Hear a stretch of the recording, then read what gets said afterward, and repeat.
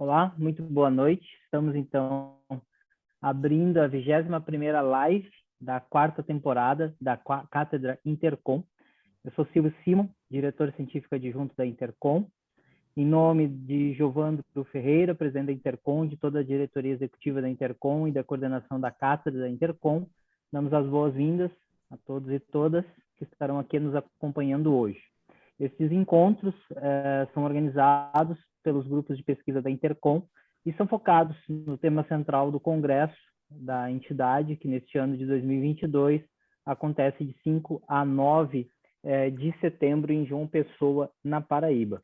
Hoje, então, a gente, no 21º e último encontro, a gente tem o GP de telejornalismo e que vai abordar telejornalismo brasileiro, a cobertura internacional, os conflitos e a guerra.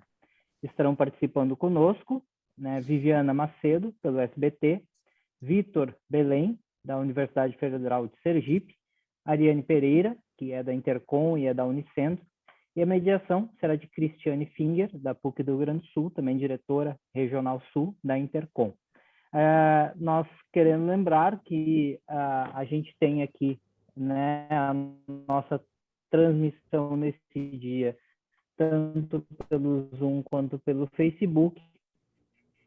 E ao final nós temos, né, uma série de produtos, né, que serão disponíveis de trabalho que está sendo feito, né, como a gente vai ter a disponibilização no YouTube, a gente vai ter podcast, nós vamos ter um e-book, então teremos vários trabalhos sendo desenvolvidos a partir, né, das temáticas que envolvem o tema central do Congresso, que é a comunicação, né, ciências da comunicação contra a desinformação. Professora Cristiane Finger, lhe passo a palavra, né, como mediadora, né, do processo hoje da nossa live, que vocês possam ter aí uma excelente conversa, né, num tema fascinante que envolve, né, a questão do telejornalismo. Muito obrigado. Obrigada, Silvio. Bom, primeiro, dizer que os últimos podem ser os primeiros também, né? Ou the last, but not the least, né? Nós somos os últimos, mas certamente não os piores. Na verdade, nós vamos encerrar essa temporada de lives da Intercom com muito orgulho. Nós agradecemos de pronto não só o Silvio, mas também a diretoria da Intercom, e na pessoa da Anair Prata, que é quem tem organizado essas lives. Bom, essa é a live 21ª, chama Telejornalismo Brasileiro, a cobertura internacional, os conflitos e a guerra, organizado pelo nosso GP, o GP Telejornalismo. A nossa convidada principal é a Viviana Macedo, do SBT, a Ariane Pereira, que está chegando aí, que é coordenadora da rede Telejor, a Cláudia Tomé, que é a nossa vice-coordenadora do GP, ela está com Covid, então ela pediu para ficar nos bastidores. O Vitor Belém, que também é vice-coordenador do GP, junto comigo, né? Vitor vai participar também da live. Eu sou Cristiane Finger, para quem não me conhece, sou coordenadora do GP de telejornalismo, sou diretora da Intercom Sul e fico como mediadora. Então, eu quero agradecer a todos, principalmente quem vai assistir agora conosco, quem vai assistir depois esse nosso bate-papo, que eu acho bate-papo mais simpático do que debate, do que encontro, do que congresso, qualquer coisa, né? E assim, Vivi, eu quero agradecer a ti especialmente, porque eu sei que tu estás de férias, estás na Argentina, e mesmo assim atendeu o nosso convite. Muito obrigada mesmo, uma obrigada especial. Bom, eu vou apresentar a Viviana também, para quem não conhece. A Viviana tem 18 anos de experiência em jornalismo de televisão. Há 9 anos, ela ocupa cargos executivos no SBT. E atualmente é editora-chefe do SBT Brasil. Coordenou grandes coberturas internacionais, o que tem tudo a ver com o nosso tema.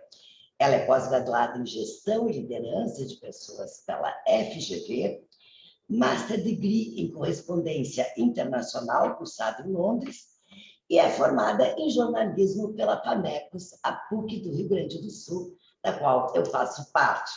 Então, vocês que me conhecem já entenderam. A Viviana foi minha aluna, foi minha estagiária, foi minha orientanda de TCC, e ultimamente eu tenho explorado meus ex-alunos famosos, mas só aqueles que são exemplos de jornalismo profissional.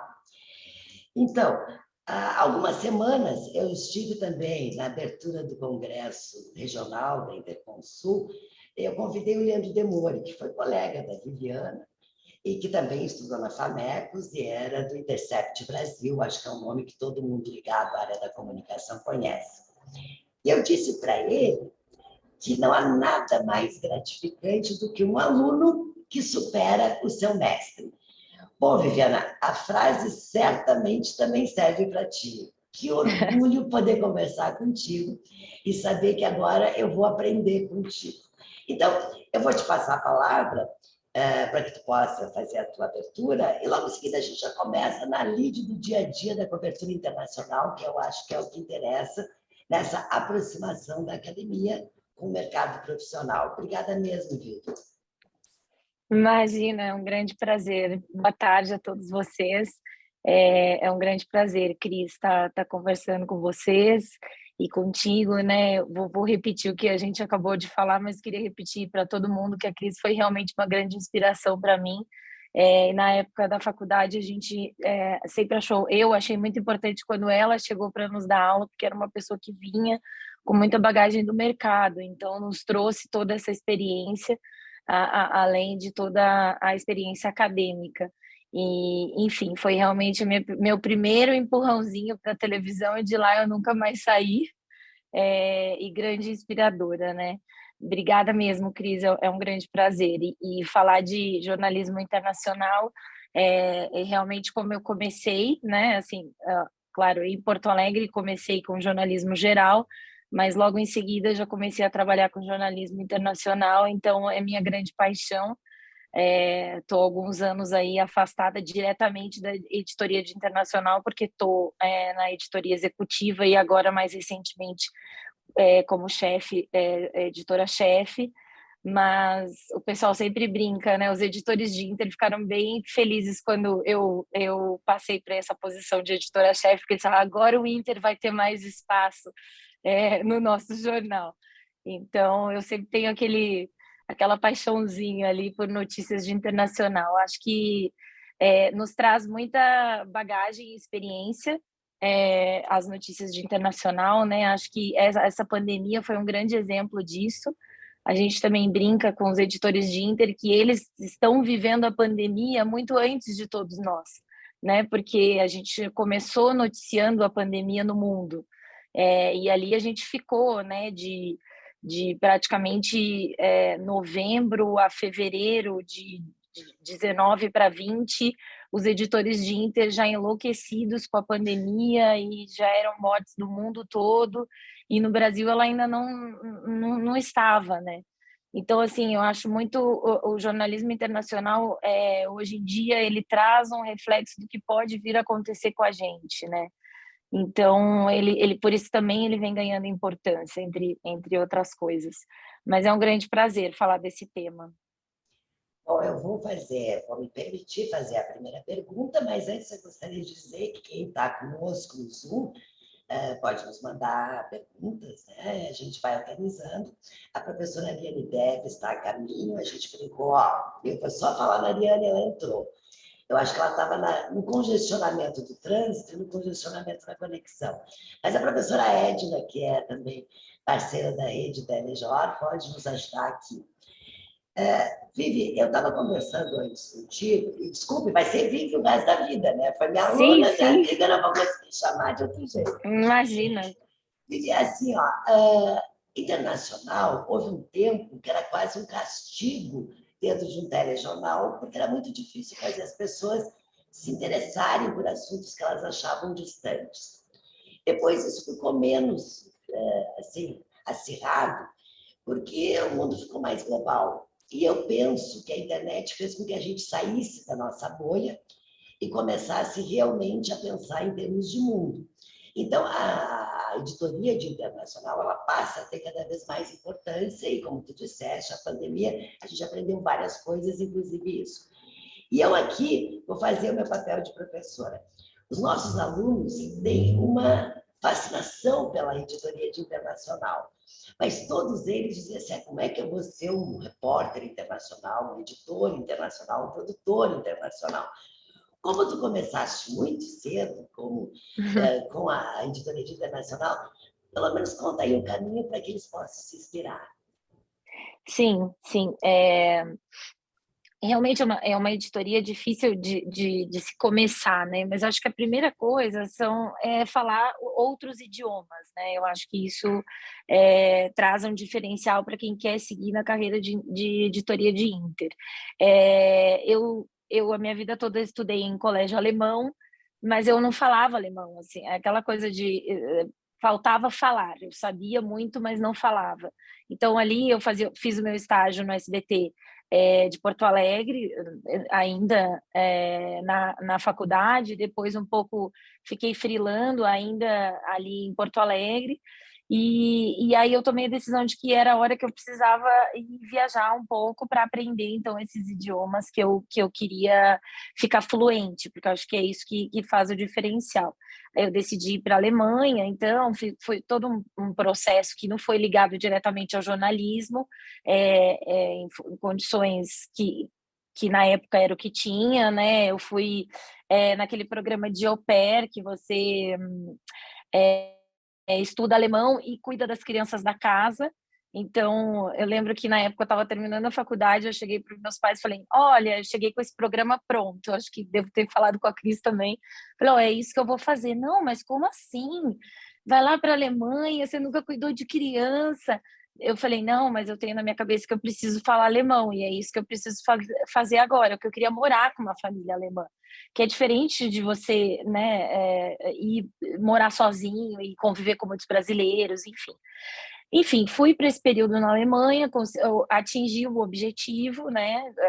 Em 2, 3 meses o alemão veio, toda aquela minha bagagem veio, e eu passei a falar alemão com a família, morei 1 ano com eles, e de lá eu comecei a aplicar para algumas bolsas de estudos na Inglaterra.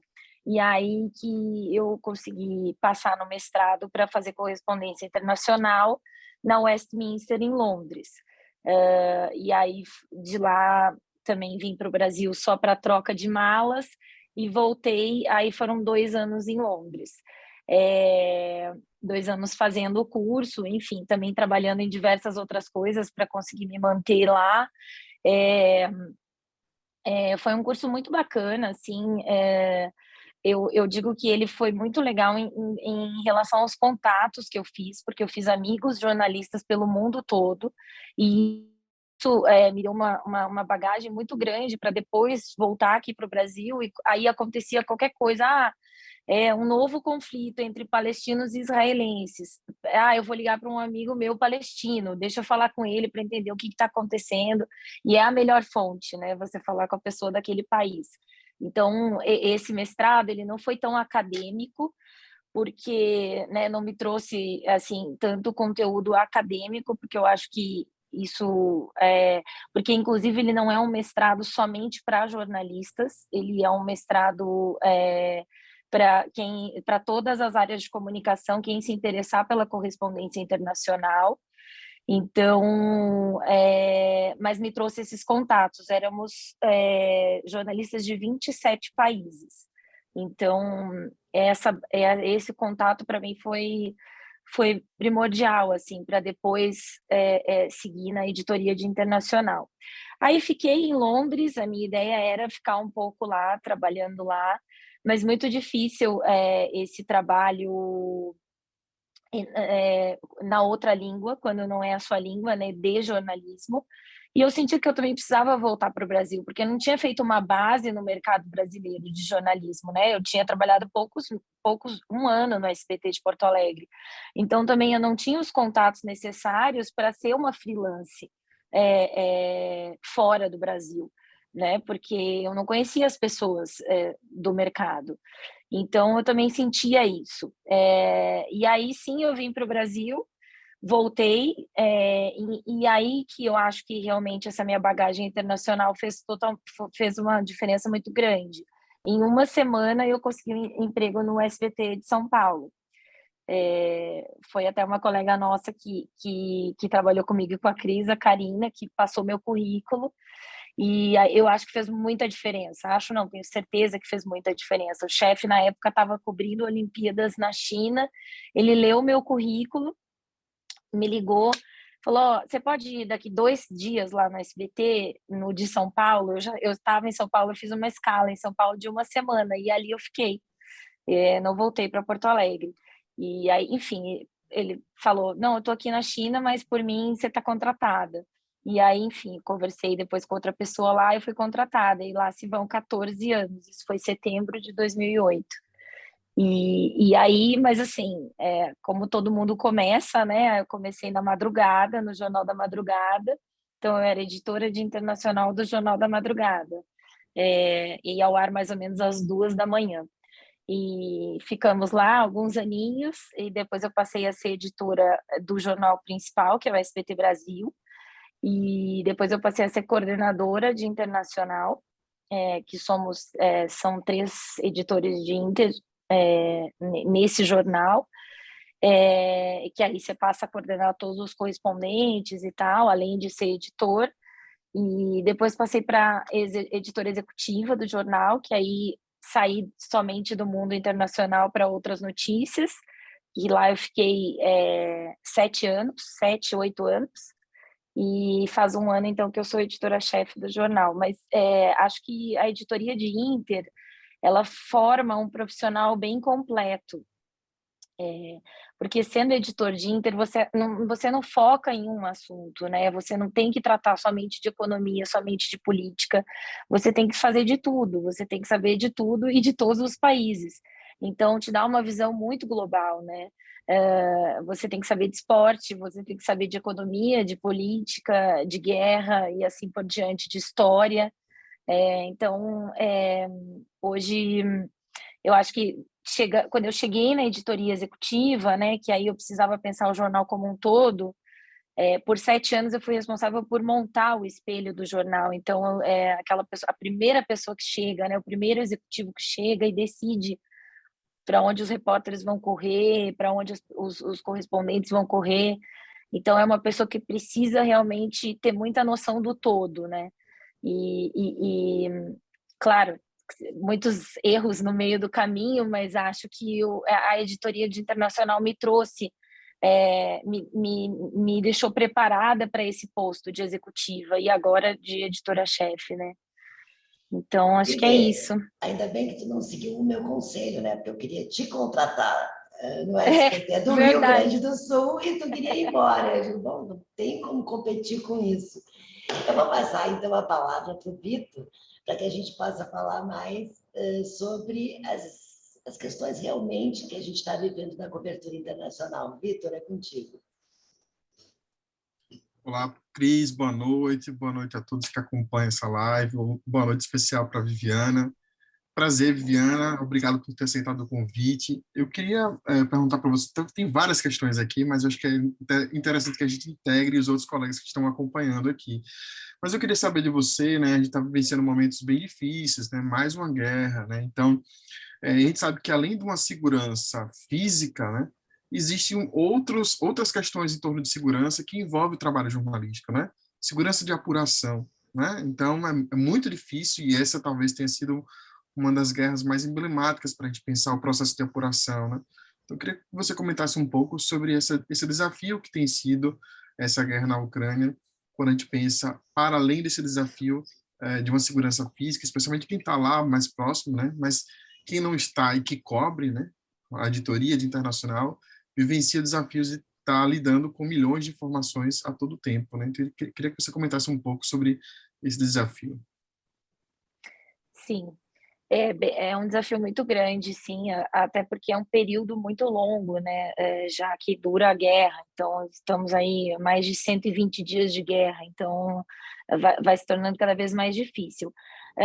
Do que a gente viveu e vive lá no SBT, em termos de segurança, foram escolhas bem difíceis. A gente mandou um correspondente, inclusive foi o primeiro veículo de TV brasileiro a chegar lá, que é o Sérgio Ucci, que então ele passou, enfim, a fazer as matérias de lá.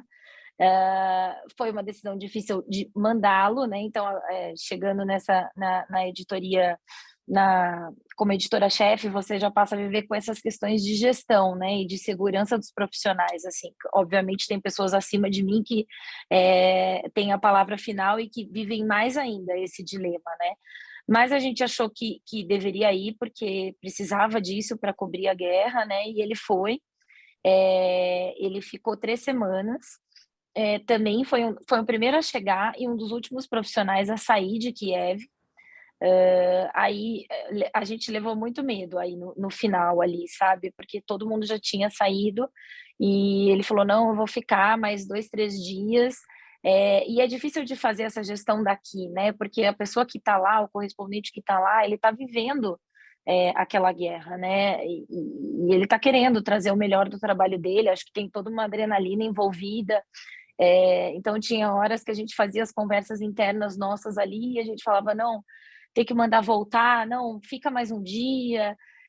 Enfim, foi bem difícil essa decisão, mas quando ele nos falou, no momento que ele nos falou que ele estava com o embaixador brasileiro que faria uma retirada, que também faria retirada da comitiva da cidade, a gente ficou um pouco mais tranquilo e decidiu mantê-lo lá até esse momento, e aí ele saiu com a comitiva brasileira. Mas, enfim, depois foi para Lviv, na fronteira com a Polônia, e de lá ele voltou para Londres, que é o nosso correspondente baseado em Londres. Mas são decisões muito difíceis. Obviamente, a gente ficava muito preocupado com a segurança dele. A gente fizemos vários links no jornal, e enquanto não estava no ar, ele falava, tá ouvindo esse barulho? É um bombardeio, é um bombardeio. E aí ele fez um link de um bunker. A gente ficava realmente muito preocupado com a segurança dele, mas o material que ele estava trazendo também era muito bom. Assim, é óbvio que a gente trabalha muito com a agência nesse momento, porque ele não tinha nem como sair. Ele não, nos últimos dias da estada dele em Kiev, principalmente, que foi quando as tropas russas chegaram à capital, ele não podia mais sair do hotel, né? Ele até ficou num hotel que depois foi invadido, e ele contou tudo isso no jornal. Enfim, aí a gente contou muito com as informações, as imagens das agências, e aí eu entro um pouco na questão... Gente, pedi para vocês fecharem o microfone, Maria Vitória, se puderem fechar o microfone, por favor. Isso, obrigada. Segue lá, Vivi.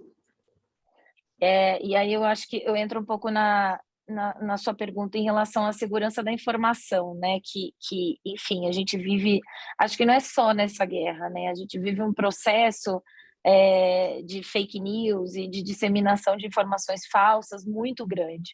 E não foi diferente nessa guerra, não é diferente nessa guerra, né?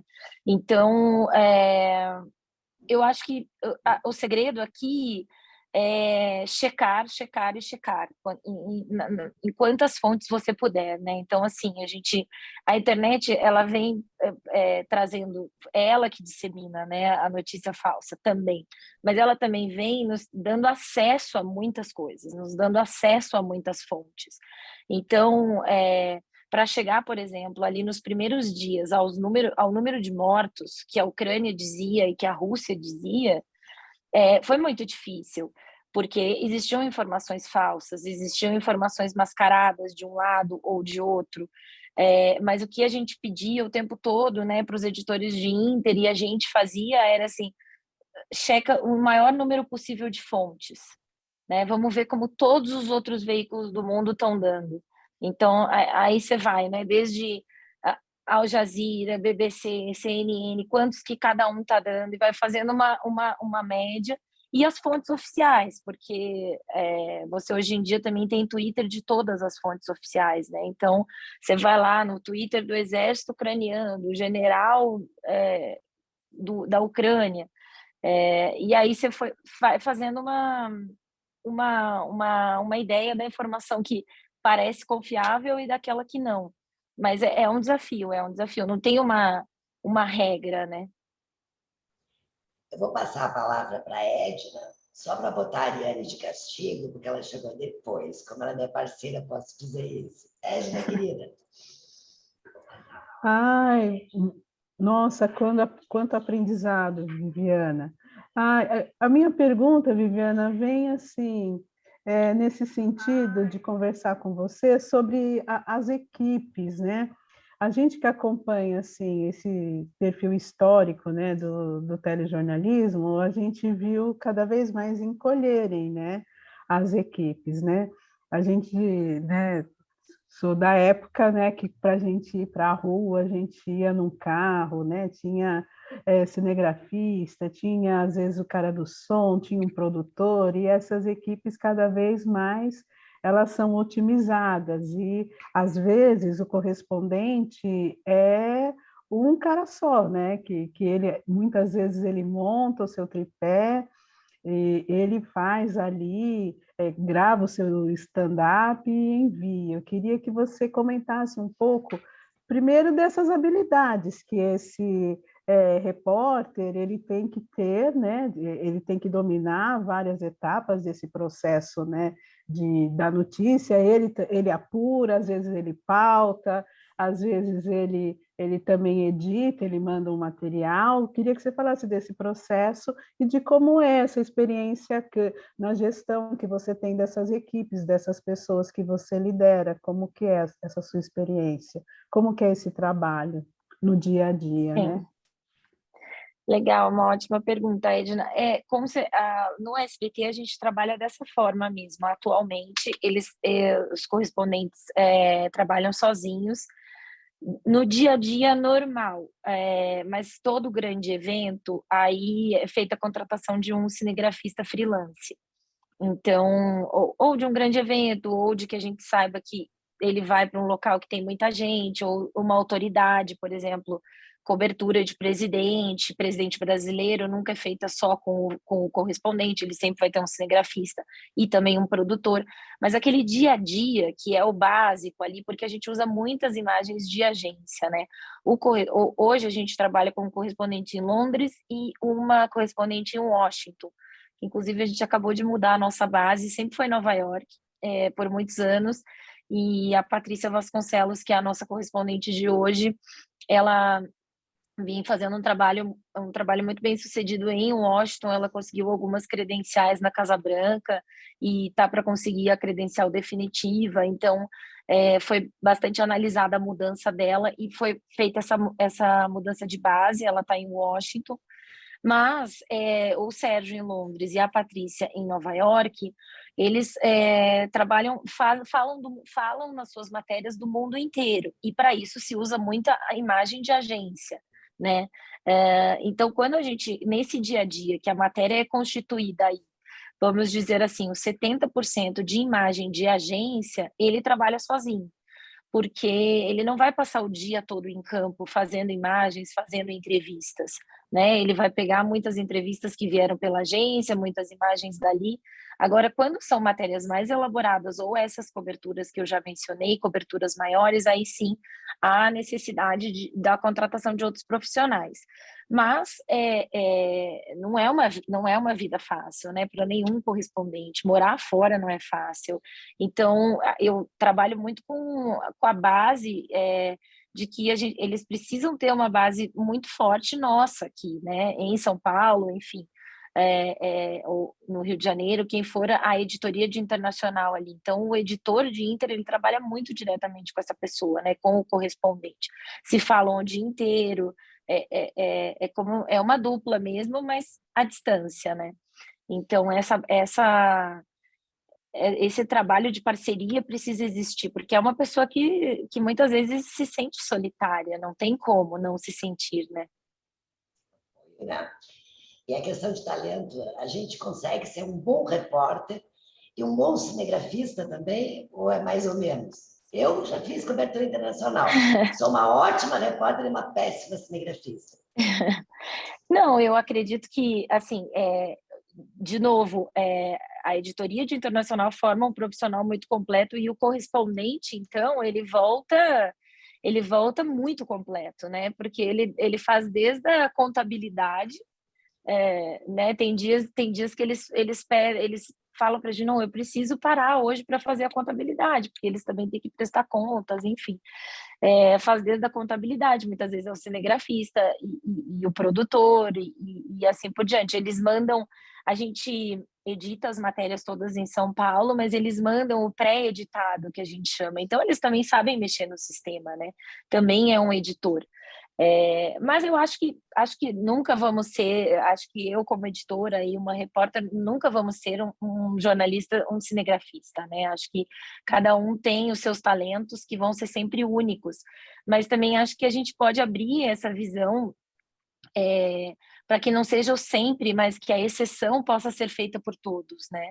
Então, assim, eu até queria tocar nesse assunto que a gente precisa usar das tecnologias que estão chegando, né? Então, assim, esses correspondentes também, eles têm usado o celular e têm feito matérias inteiras de celular, né? Então, a gente precisa estar aberto para essa realidade, porque o que importa hoje é trazer essa notícia, né? A gente fica muito ainda em cima da qualidade e hoje em dia esses aparelhos têm nos trazido muita qualidade, né? Então, eu mesma, quando eu fiz a coordenação da Copa da Rússia, e foram 45 dias na Rússia, e não era uma equipe grande, éramos 8 pessoas, impossível de cobrir todas as seleções, e uma segurança muito rigorosa na Rússia. Então, se a gente chegasse num treino que a gente não tivesse previamente feito a inscrição, a gente não tinha como entrar com a câmera, não tinha negociação, não entrava de jeito nenhum. E vez ou outra eles deixavam a gente entrar só o jornalista com o seu celular. E lá foi feitas matérias inteiras de celular. E aí a gente correu para se adaptar, para comprar, enfim, um microfone, não o microfone nosso, mas que pudesse fazer a ligação com o celular para poder fazer passagem, e até passagem a gente fez de celular. E hoje a gente usa até essa tecnologia dentro do Brasil, assim. Eu digo no jornal assim que eu prefiro dar a notícia a simplesmente que seja a qualidade que for a pessoa que tivermos para dar aquela notícia naquele momento, né, que seja o jornalista que tivermos, mas que ela esteja no jornal, né? Então, assim, o Brasil também é muito grande, a gente tem casos no extremo do Brasil que a gente não consegue chegar com a nossa equipe naquele dia, né? A morte da Marília Mendonça foi um exemplo. Não havia como chegar com uma equipe grande, e aí a gente foi fazendo de celular com o primeiro jornalista nosso que chegou lá, foi mandando de celular, foi mandando por WhatsApp. Então, claro, são as exceções, né? Mas eu acho que a gente tem que estar aberto a utilizar dessas tecnologias. Ariane, sai de castigo. Obrigada, Cris. Boa noite, Viviana, todo mundo que está aqui na sala. Eu peço desculpas, na verdade, por ter chegado atrasada, mas eu tive um pequeno problema com o meu carro e a concessionária prometeu o carro para 5 e me entregou, já era 6:02. Então, até que eu fui rápida para entrar aqui. Eu queria continuar falando com você, Viviana, um pouquinho sobre a questão das tecnologias. Por quê? Porque você disse, né, da utilização do celular, por exemplo, para a produção de matérias. Mas eu tenho tido algumas inquietações no sentido de que, se nós, jornalistas acostumados, né, com a televisão, com a emissão da notícia pelo aparelho televisor, se a gente não está um pouco perdendo tempo com novas tecnologias que lembram muito a televisão, que transmite em tempo real, né, que transmite em faixa, que é o caso, por exemplo, não dos streams, mas de redes como é a Twitch, em que está a juventude, porque a impressão que eu tenho é que hoje a televisão, o televisor ou o telejornal visto em qualquer coisa que lembre a televisão é coisa de pessoas da nossa geração ou de gente um pouco mais nova, e que a gente está esquecendo dessa juventude que assiste televisão, embora eles não saibam, por canais como é o caso da Twitch. Como é que dentro de uma emissora vocês estão pensando isso ou vocês não estão pensando isso? Não, acho que é um dilema também, né? Hoje existem diferentes formas de se assistir e de se receber a notícia, né? Muitas formas. E a gente precisa se adaptar a isso. A gente recentemente tem passado por um processo de integração no SBT, que a gente teve a criação faz mais ou menos um ano também, a criação do SBT News, que é o nosso portal, e todos os profissionais, esses profissionais de TV, estão passando por um processo de treinamento para que se possa fazer conteúdo para todas essas mídias. O que eu acho que a gente precisa estar preparado é que talvez mais para frente a gente não vai mais ter esse profissional que é um profissional de televisão, né? A gente é um profissional de imagem. E essa imagem ela tem que ser transmitida nas diferentes formas existentes atualmente e nas outras que ainda vão surgir. Então, o que a gente busca, o que está buscando com essa integração é que a gente se sinta cada vez mais apto a fazer tudo isso e entender que essas mídias elas são diferentes uma das outras e o público é diferente, né? Então, a gente precisa saber atingir esse público também. Hoje em dia, você tem TikTok, você tem notícia no TikTok, você tem notícia no Instagram, você tem notícia no Twitter, né? No Facebook, o Twitter, então, é o primeiro a dar a notícia. E o telejornal é só às 7 horas da noite. Então, eu não sei se eu respondi a sua pergunta, mas acho que na minha visão é isso. O profissional ele precisa cada vez mais estar preparado para saber atingir todos esses públicos nas diferentes mídias. Eu acho que tu pode fazer parte da rede Telejor, né? Porque a rede Telejor sempre tem um conceito que é de que a TV se expandiu, né? A TV assumiu todos os lugares, porque tudo hoje é imagem, né? Às vezes a gente brinca, rádio, imagem, tudo está imagem, né? A Folha de São Paulo tem TV, todo mundo tem TV, e a imagem. E a imagem é muito complexa, né, Vivi? Eu vou mudar um pouquinho aqui de assunto, e depois repasso. Eu tenho ficado inquieta com as coberturas especiais que acontecem a médio e longo prazo. Vivi. Vou te explicar por quê. Na pandemia, a gente teve um aumento de audiência das emissoras de televisão em geral, porque havia uma necessidade de buscar o jornalismo profissional e era uma questão de vida e morte, o tipo de informação. Mas, com o tempo, também baixou a audiência de novo. Na guerra, a gente teve também ali um aumento de audiência, né? Uma guerra em pleno século XXI, né? Quem é que imaginava que a gente já está passando por uma guerra, né? E os horrores da guerra. E aí a gente fica chocado, eu mesmo, assim, eu me prendo a essas coberturas e daqui a pouco eu começo a dizer assim, não quero mais ver. A gente vai ficando, parece, vai banalizando a cobertura. Isso é uma inquietação para mim. Como não desensibilizar a audiência, né? Até o momento que ela diz assim, não vou mais assistir, não quero mais ter essa informação, porque é muito duro mesmo, né? Eu não sei se vocês também pensam nisso ali na redação, poxa, a gente fica contando quantos mortos, quantos dias, né? E aí a pessoa está em casa e assim, de novo o número de mortos, de novo esse número de dias. Como é que é para ti? Sim. É muito difícil mesmo. Assim, acho que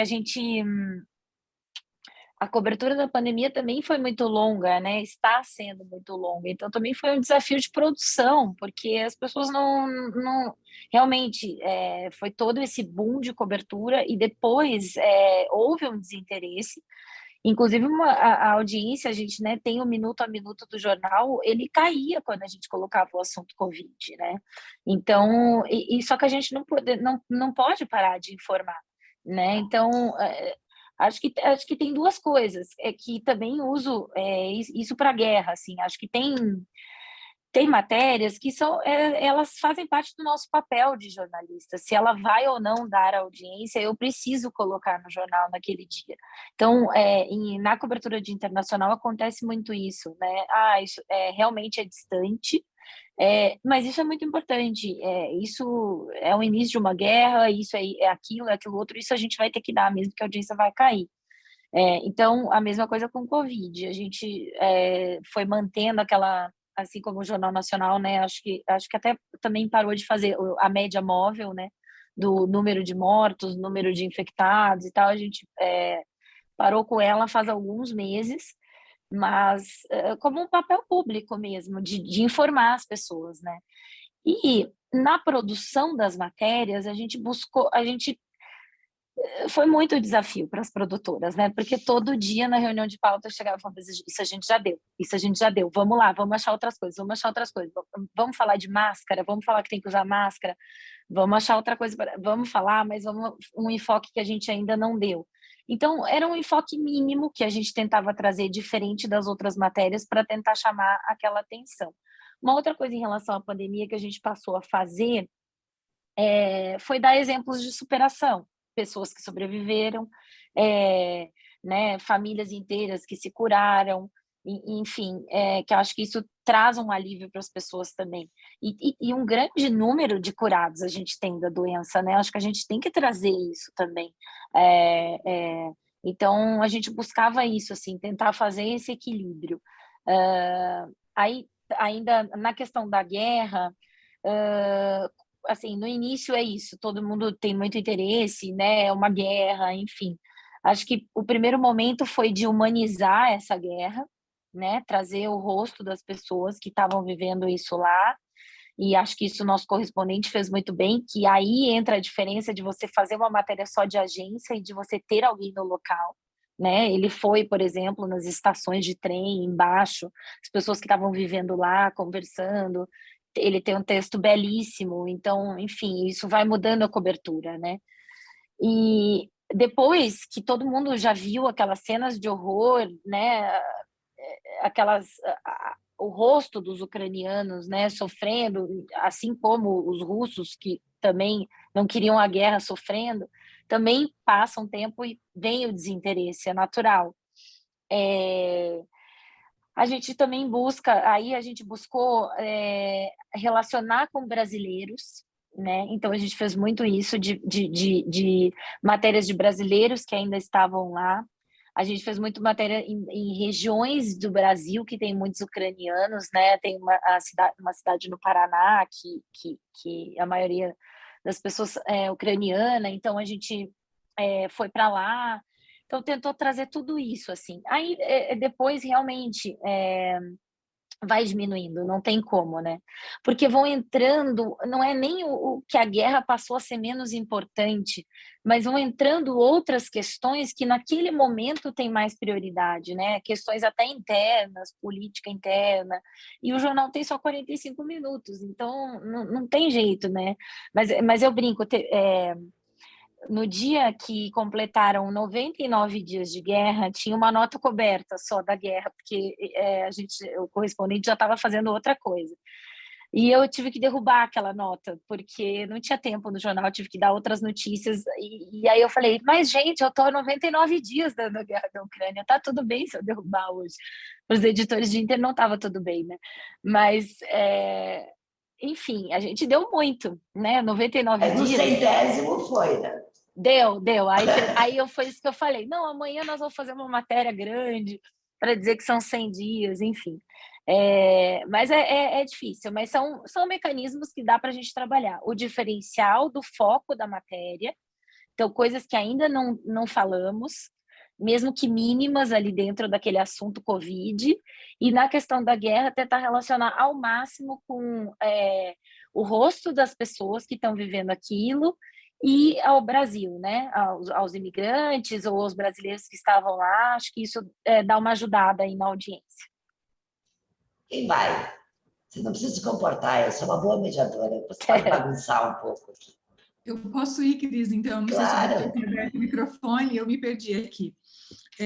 Viviana, eu gostaria que você contasse para a gente, né, como é que é feito esse planejamento da cobertura internacional, não só a de guerra, mas da cobertura internacional, e que você também aprofundasse, na medida do possível, né, esse deslocamento que a gente tem, porque por mais que a gente tenha uma cobertura de internacional ou uma cobertura de guerra, quando a gente tem a rotina, digamos assim, o dia a dia, ela é muito feito via via as agências. O material próprio, ele é muito mais um material humanizado, material a partir do relato de pessoas que vivenciam a guerra, né, ou de personagens que estão aqui preocupados com familiares, amigos lá. Como é que vocês vão modelando, então, essas pautas? Sim, a gente tem um calendário prévio, né, do que não é notícia de última hora, do que já está marcado. A gente tem muitas viagens presidenciais no meio desse calendário, que são os correspondentes normalmente que fazem. Então, a gente também precisa agendar tudo isso. Enfim, normalmente todas as viagens do nosso presidente a países da Europa, da Ásia, a cobertura é feita pelo correspondente de Londres, então essas viagens são compradas, são estudadas bem antes. E, enfim, todas as outras coberturas também são feitas, essas viagens presidenciais ali para Estados Unidos, América Latina, também são feitas pela correspondente de Washington, então também tem que ser organizadas previamente. Tem outros eventos, né? Assim, esse ano, por exemplo, tivemos o Jubileu da Rainha, até por isso, era nesse dia, por isso que o correspondente não estava fazendo matéria da guerra, porque ele estava fazendo o Jubileu da Rainha. Então, isso também deu para programar. Temos a Copa do Mundo no final do ano, isso já está sendo pensado. E assim vamos. Mas uma coisa que eu queria dizer é que nem sempre a gente consegue fazer toda essa agenda somente com esses 2 correspondentes. Então, hoje, o SBT conta com uma rede de correspondentes freelances pelo mundo, que aí eles são chamados e pagos a cada trabalho, a cada matéria.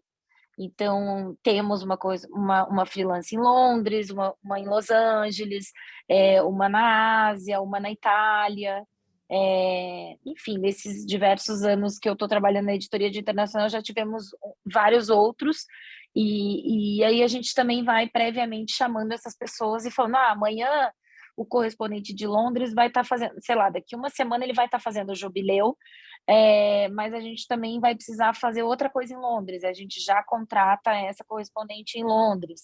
E assim a gente consegue ir organizando, mas toda essa organização é feita aqui por São Paulo, né? Principalmente essa questão das viagens, é toda organizada, comprada por aqui. Isso. Eu queria fazer uma pergunta, mas também estimular para quem quiser participar, pode registrar no chat, tanto aqui quanto no Facebook. Eu fiquei entrando no Facebook também para acompanhar o pessoal lá, então podem Mas interagir. assim, tu controla o Face e eu controlo aqui o chat para a gente deixar o pessoal participar. Isso aí. Tá bom, tá bom. Aí eu já vou deixar outra pergunta, Viviana, que é o seguinte: a gente sabe que fazer cobertura internacional é muito complicado por vários fatores, né? O logístico, principalmente, né? E fazer uma editoria internacional para um jornal é muito difícil, né? Como resumir as principais notícias do mundo em poucos segundos? Você falou há pouco, que é uma nota coberta da cobertura do jornal que teve que cair, né? Mas a gente sabe também que tem outras questões sensíveis que vão sendo colocadas. E agora, na guerra da Ucrânia, eu acompanhei algumas discussões sobre isso, né? Em que sentido, né? Enquanto ocorria a guerra na Ucrânia, outras guerras ocorriam e não tinham a mesma visibilidade, né?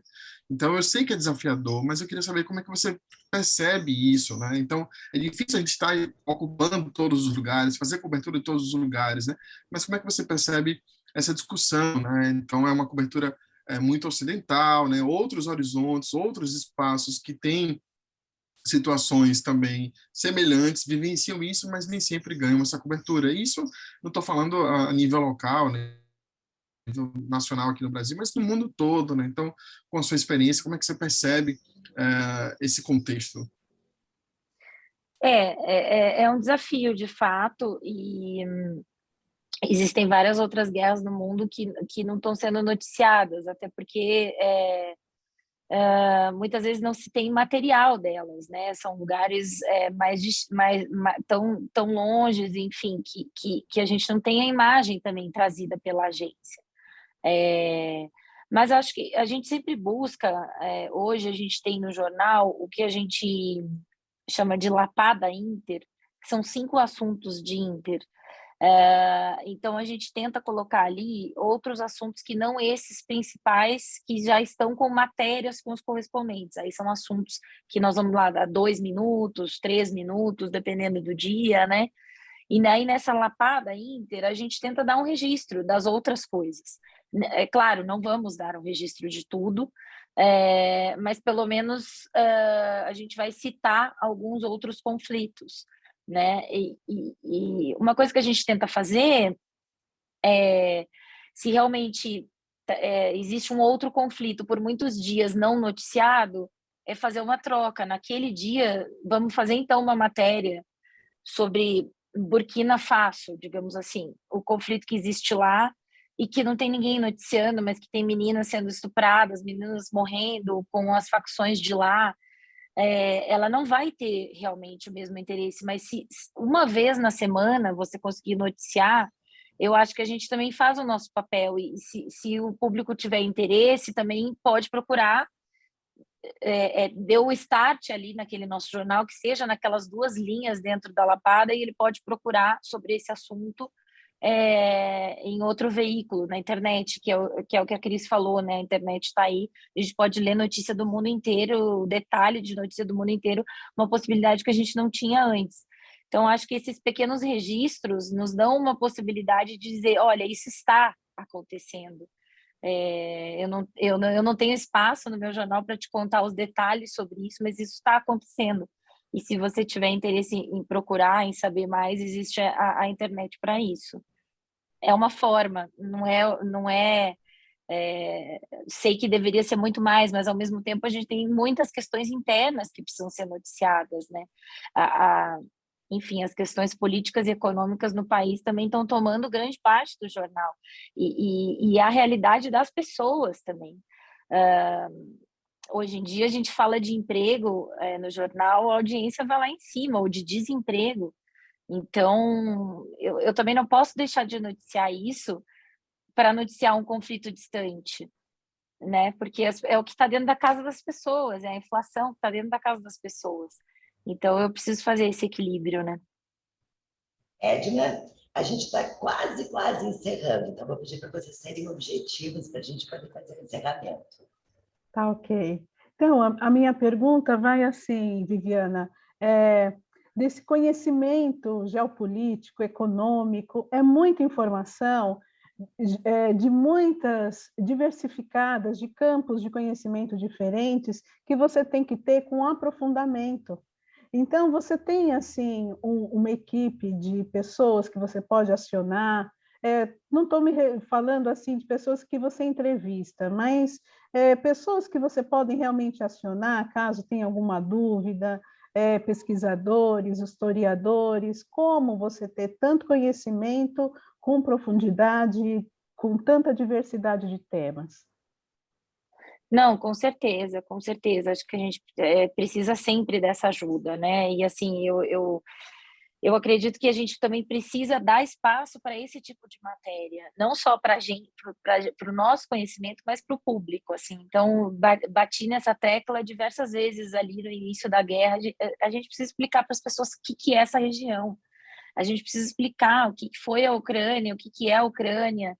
Então, obviamente, contamos com várias entrevistas e com telefonemas para cientista político, para pesquisador internacional, enfim, para traçar o mapa, para fazer a região.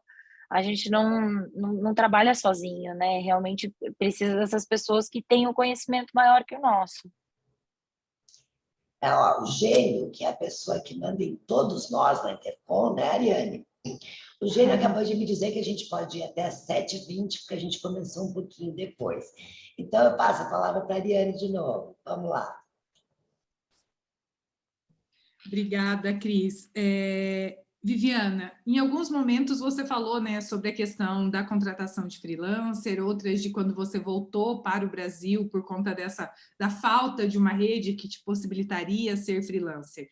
Hoje, como chefe, né, que características você consideraria necessárias para alguém trabalhar, seja como freelancer ou como contratado na editoria de internacional, no Brasil ou fora do Brasil? Sim, eu acho que, enfim, falar um outro idioma é essencial, né? Então, assim, acho que o editor de Inter tem que ser fluente minimamente em inglês. Eu acho que um outro idioma, além do inglês, traz um diferencial, né? Porque ajuda a formar o time, né? Digamos assim, hoje eu tenho uma pessoa que fala francês, uma pessoa que fala alemão, enfim, se chegar alguém que fale mandarim, pode ser um diferencial nesse momento. Então, acho que essa questão do idioma para o editor e para qualquer profissional de internacional é essencial. Ainda trabalhamos com a questão, né, do profissional de TV, que seja para essas outras mídias, que seja um profissional preparado para fazer vídeo, né, que então tenha aquele mínimo conhecimento de passagem, de fazer tudo em frente às câmeras, uma boa narração.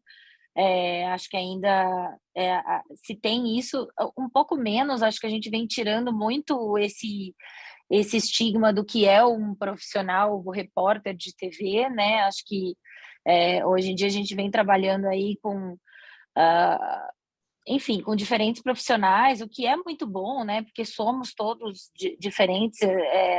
Não concordo muito com aquela coisa muito justinha de telejornal. Acho que a gente pode ousar cada vez mais, enfim. Mas é isso, tem que ser minimamente preparado para saber trabalhar com televisão, né?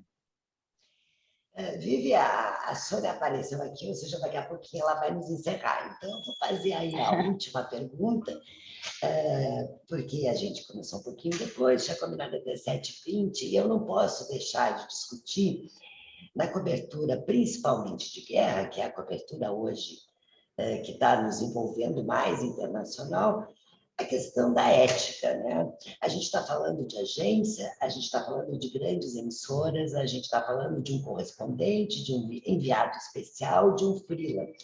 Mas o que a gente precisa saber, me parece, é que vai a professora, né, falando, é que o telejornal dá uma visão de mundo para as pessoas, né? Toda vez que a gente escolhe, toda vez que a gente edita, toda vez que a gente põe ou tira, será que a cobertura internacional brasileira dá uma boa visão de mundo para as pessoas? Olha, eu acho que... Como é que eu vou responder? É difícil falar que não, porque é isso que eu faço todo dia, né? Mas eu acho que dentro do possível, sim. Talvez não todos os dias, né? Se você pegar um telejornal isolado e falar, hoje eu não noticiei o que deveria ser noticiado, tudo que deveria, e de fato com a profundidade que deveria. Acho que é isso que você queria saber, né? A gente não dá a profundidade necessária, talvez, né? Todos os dias. Mas por isso que eu acho que tem que ter esses momentos que você vai dizer, que o editor-chefe vai chegar e vai falar, não, hoje vai ter 5 minutos a matéria da guerra da Ucrânia, porque hoje nós vamos explicar. Então, aí naquela semana, eu acho que se fez o papel de noticiar com a profundidade e corretamente. Mas se pegar diariamente, acho que não. Acho que não. Vai avançar isso, Vivi? Oi? Vai avançar isso, tu imaginas? Vai ter mais espaço, mais interesse? Tu acha que as pessoas vão ficar mais interessadas e vai ter mais espaço? Sim. Acho que as grandes coberturas, as últimas grandes coberturas de Inter só vêm nos mostrando isso, que há espaço. Só que o problema até pode haver espaço e interesse, mas o problema é que a gente também tem muita notícia aqui dentro. Então, não sei, talvez o dia que a gente tiver um pouco menos de notícia, um pouco menos de rolo nesse Brasil, a gente consiga dar um pouco mais de internacional. Não depende só disso, né? Não depende só dessa audiência, só desse interesse pelo internacional. Mas é difícil. Eu acho que o que não pode apagar é essa inquietude, né? será que estamos noticiando o suficiente, o correto? Desde que a gente esteja fazendo isso diariamente, eu já fico um pouco mais satisfeita. Mas eu não saio todo dia satisfeita do jornal e pensando, legal, quem assistiu o meu jornal está totalmente informado de tudo que aconteceu. Não, a gente sai frustrada, é pouco tempo, tem outras questões, né, de logística, enfim, de tudo mais, mas o importante é no todo a gente se sentir ok, né, com o que está fazendo, e eu me sinto assim, satisfeita. Eu concordo plenamente contigo. O Cris, eu ia falar que eu acho que o sonho de todo editor é talvez juntar todos os editores, todos os outros correspondentes de todas as emissoras e montar uma edição só. Aí sim seria mais completa possível. É que o jornalismo está sendo muito exigido, na minha opinião, e muito atacado, por outro lado, né? Então, agora sim, Sônia, minha última pergunta, a gente encerra, né? Qual é o futuro do jornalismo? Você é uma menina nova que já cresceu tanto, vamos ter mais esperança pelo jornalismo ou vamos ter que continuar brigando? Eu costumo dizer que na minha vida de jornalista e de professora de jornalismo, eu nunca ouvi alguém dizer que não tinha crise, né? Não, o jornalismo não está em crise. A minha vida inteira o jornalismo esteve em crise. Eu gostaria de saber a tua opinião, né? Como é que tu vê isso? Qual é o futuro do jornalismo? Essa crise, essa nossa batalha diária. Eu acho interessante de ver assim que realmente o jornalista é muito atacado, a imprensa é muito atacada, né? Mas também no momento em que começa a disseminação de fake news, de informações falsas, que é o que a gente vive, aí o jornalista volta a ser a fonte principal. Ele volta a ser a fonte principal para saber se aquilo é fake news, para saber se aquilo está certo ou não está. Então volta a ter toda aquela confiança. Então, eu acho que essa essência a gente não vai perder, de ser a referência da informação correta. Só que ela vai estar em diferentes mídias, e a gente vai ter que sempre trabalhar para isso. Mas eu acho que a gente sempre as pessoas sempre vão continuar buscando o jornalismo como a fonte de referência e a fonte mais confiável para aquela informação. Então, eu acho que a gente também tem um papel nesse momento que se noticia, que se divulga tudo, né? A gente também tem um papel de mostrar que no jornalismo está a fonte confiável. Então, ficou mais importante ainda a nossa apuração, a nossa profundidade, o nosso interesse por buscar a informação correta. Porque a gente está dizendo, não leia fake news, leia a gente, veja a gente, porque a gente tem a informação correta. Então, é uma responsabilidade ainda maior. Mas eu acho que esse ponto de referência não vai se perder. Acho que esse é o nosso futuro, só que a gente precisa se adaptar a todas as mídias que vêm pela frente, né? Então, eu falo assim, eu não tenho vergonha de dar informação no TikTok. Se é lá que as pessoas estão buscando informação, é óbvio que nós não vamos fazer dancinha dando a informação, né? Tem outros jeitos de fazer o TikTok. Mas é esse profissional que eu acho que eu vejo que vai ter futuro. Aquela pessoa que não tem amarras. Não, eu não sou um profissional de TV. Eu não vou, eu me nego a dar informação no Instagram. Instagram é de foto, enfim. Eu acho que é esse profissional que vai crescer, aquele profissional aberto a todas as mídias e aquele profissional que vai sempre priorizar a melhor e mais correta informação. Eu vou emendar aqui, naquele congresso, naquela conferência do Demore, eu achei muito interessante o que ele disse, que é fazer jornalismo para as pessoas e não para os jornalistas, né? Então, essa coisa do TikTok, essa coisa que a gente tem assim, um pouquinho de, será? De mídias, né? Eu estou chegando à conclusão de que quem está na luta de todo dia está usando essas armas também. É isso, Vivi? É isso. É isso, porque hoje em dia, ainda mais para televisão, hoje em dia ninguém mais assiste televisão, só a televisão ligada na sala. Ninguém mais. Tá todo mundo com o celular na mão, a televisão lá ligada. Só que aí, se ele viu também ali na minha rede social que eu vou ter essa matéria no meu jornal, talvez é por lá que ele vai ligar no meu jornal, ou ele vai talvez assistir a matéria do outro dia ali e vai falar, eu acho que hoje eu vou ligar lá. Então, uma coisa está totalmente ligada à outra. E tem gente só se informando dessa forma. E aí, por que o nosso preconceito de não informar dessa maneira? Porque o nosso intuito não é informar? Então, que seja onde as pessoas estão buscando informação, desde que seja correta e confiável, obviamente. A gente chama de público nômade, né? O público é cada vez mais nômade, ele fica pulando de um lugar para outro. Gente, Sônia, pode voltar que eu já vou me despedir aqui dos meus convidados. Edna, muito obrigada pelo apoio, minha ex-coordenadora, eterna coordenadora. Vitor, meu parceiro, né, na vice-coordenação do GP.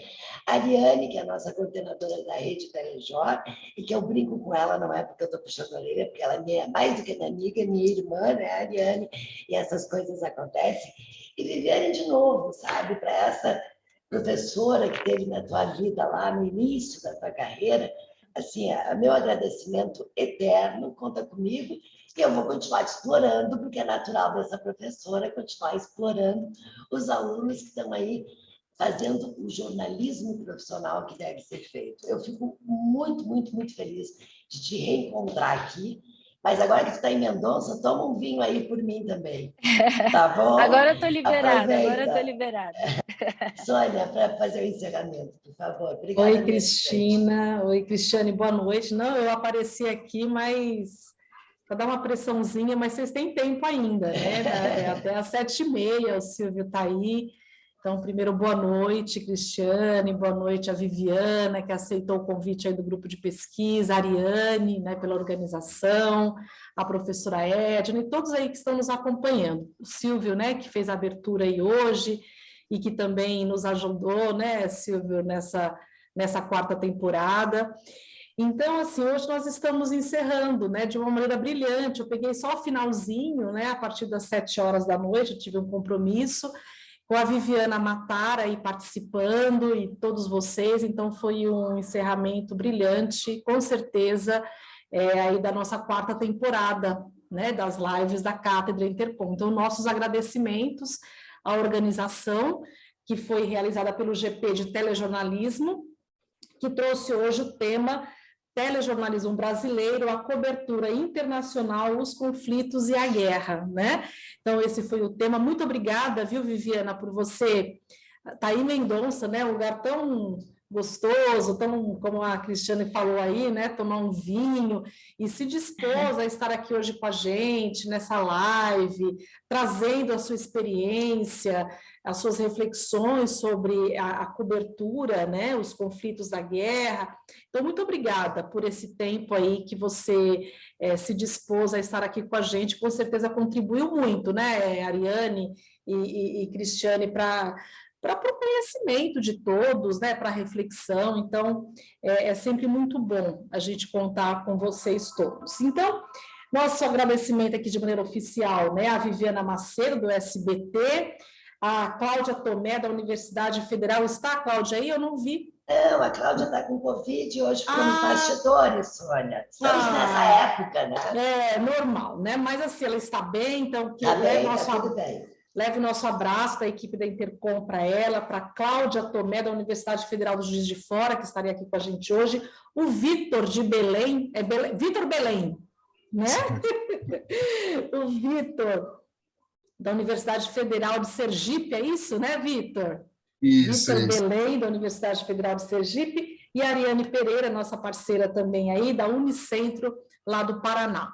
Então, muito obrigada por vocês estarem aqui com a gente, atender o convite para participar da 4ª temporada das lives Cátedra Intercom, que este ano, assim como nas temporadas anteriores, trouxe o tema do Congresso Nacional Ciências da Comunicação contra a Informação. Essa temporada nós tivemos 21 lives, elas começaram no dia 21 de abril e se encerra hoje no dia 28 de junho. Então, agora, até a próxima temporada, a gente vai ficar aí na organização e torcendo sempre para que os grupos de pesquisas, né, participem, tragam as suas reflexões, que é uma espécie de esquenta, a gente fala isso, que é uma espécie de esquenta dos grupos de pesquisa com o tema do Congresso, para chegarem lá no Congresso, que esse ano acontecerá na Universidade Federal da Paraíba, no UFPB, do dia 5 a 9 de setembro, e continuar as discussões lá. Né? E esse ano,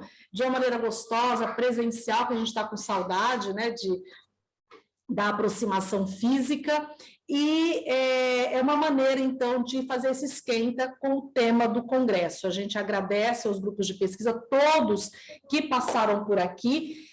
Tudo está gravado, né? Lá no Facebook, quem acompanhou, a gente também agradece a turma do Facebook que nos acompanha, mandando perguntas, curtindo, compartilhando. Então, a gente agradece demais todos vocês que nos acompanharam nessa 4ª temporada.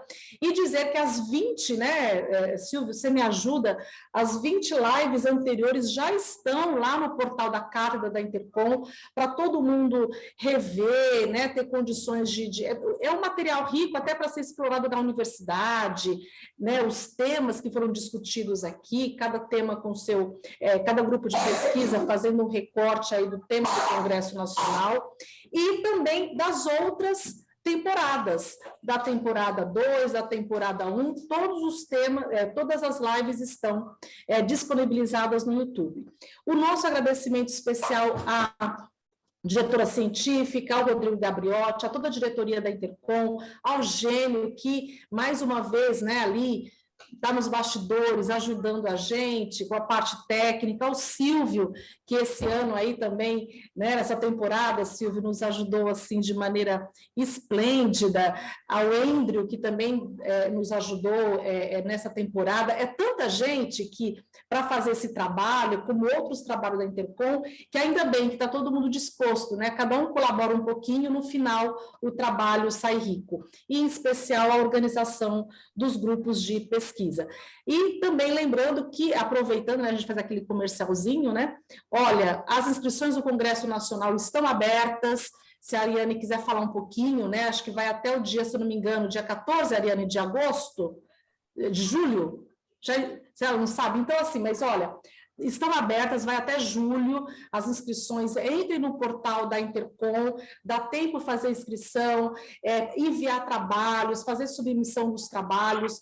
Então, quem está nos acompanhando aí, e aí se juntar esses grupos de pesquisas todos, né? Se juntarem aí, fazerem e continuarem os debates. Então, muito obrigada mais uma vez, nós nos despedimos aqui dessa 4ª temporada e de maneira brilhante.